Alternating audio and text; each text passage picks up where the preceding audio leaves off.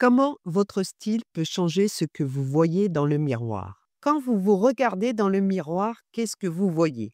Pas juste un reflet, mais une image construite, influencée, parfois effacée. Et si vos vêtements en disaient bien plus que vous ne le pensez? Dans cet épisode final, on va parler de ce miroir invisible, celui qui montre qui on paraît et qui on est vraiment, et parfois ce qu'on cache. Claire est de retour avec nous pour conclure ce voyage. Prête à vous voir vraiment? C'est maintenant.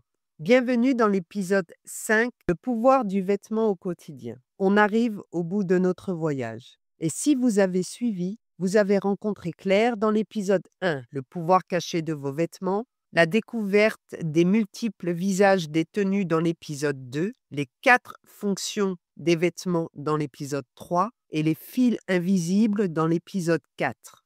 Aujourd'hui, on boucle la boucle. Qu'est-ce que les vêtements de Claire et les vôtres reflètent vraiment? Si vous avez raté un épisode, ils sont tous dans la description. Allons-y. Commençons par l'effet miroir. Nos vêtements, c'est comme un reflet. Ils nous parlent à nous et aux autres. D'abord, ce qu'ils disent à Claire. Ses tailleurs d'avant lui disaient « Tu es forte, tu assures ». Elle se voyait comme une femme qui gère tout. Mais son jogging d'aujourd'hui, il lui murmure « Tu t'oublies ». Elle se regarde et ne se reconnaît plus. C'est un effacement qu'elle ressent sans le dire. Ensuite, ce que ses vêtements disent aux autres. Pour son fils, son jogging, c'est « Maman s'est relâchée ». Pour ses collègues, c'est « Elle est là, mais invisible ». Avant, en tailleur, elle projetait du pouvoir, du respect. Aujourd'hui, elle disparaît dans le décor.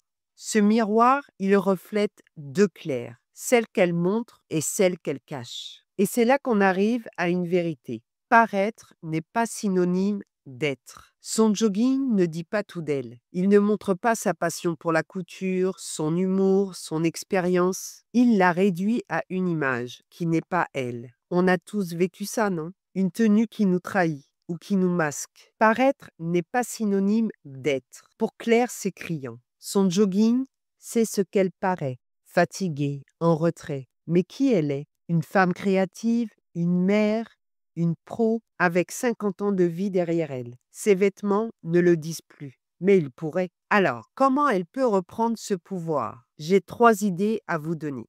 La première solution, la couture. Claire adore ça. Imaginez qu'elle couse une tunique fluide, confortable, avec une coupe qui la met en valeur.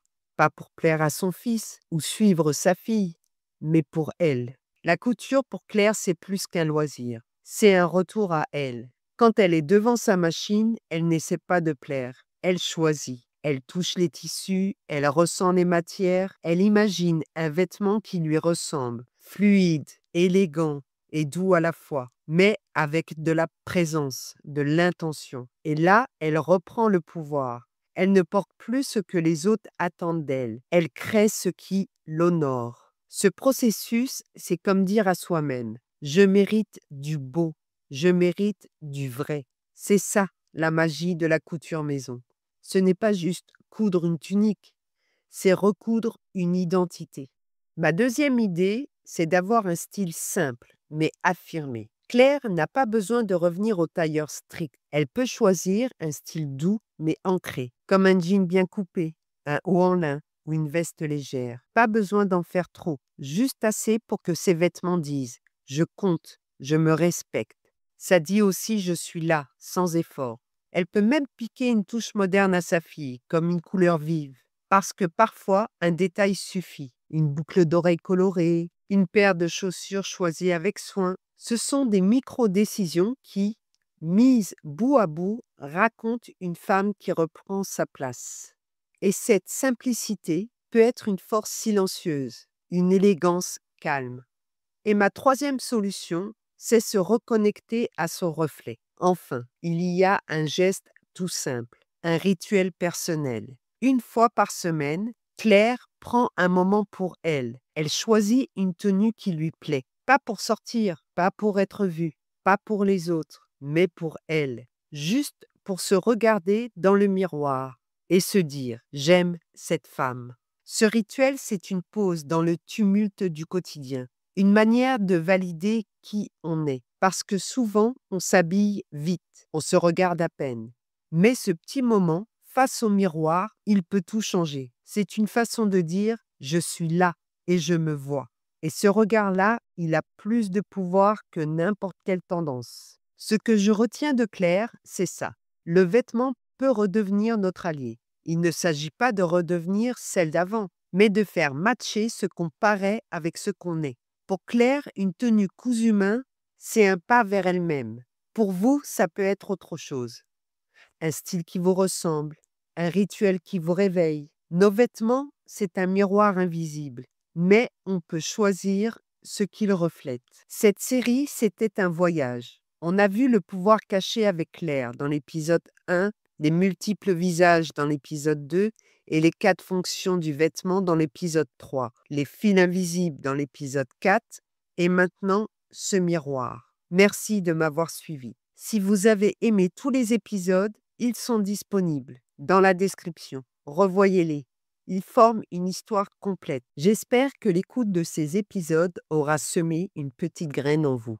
Une graine de curiosité, de douceur, peut-être même de transformation. Prenez le temps de regarder vos vêtements autrement, non pas comme des choses à porter, mais comme des alliés, des reflets silencieux de qui vous êtes, de ce que vous traversez, de ce que vous devenez. Offrez-vous ce moment. Ouvrez votre dressing avec intention. Observez, ressentez et surtout, écoutez-vous. Car parfois, c'est dans un simple tissu que commence une grande histoire. Avant de vous laisser, une dernière question. Si votre miroir pouvait parler, qu'aurait-il envie de vous dire aujourd'hui? Maintenant que vous avez écouté cette série, qu'avez-vous découvert de vous-même que vous n'aviez jamais pris le temps de voir? Partagez ça en commentaire. J'ai adoré lire vos retours tout au long de cette série. Si ce voyage vous a plu, un petit pouce bleu m'aide énormément à faire connaître cette chaîne. Et venez écouter les autres épisodes, ils sont là pour vous. Merci d'avoir été là, ça compte énormément pour moi. À bientôt peut-être pour de nouvelles histoires. Prenez soin de vous et de votre miroir.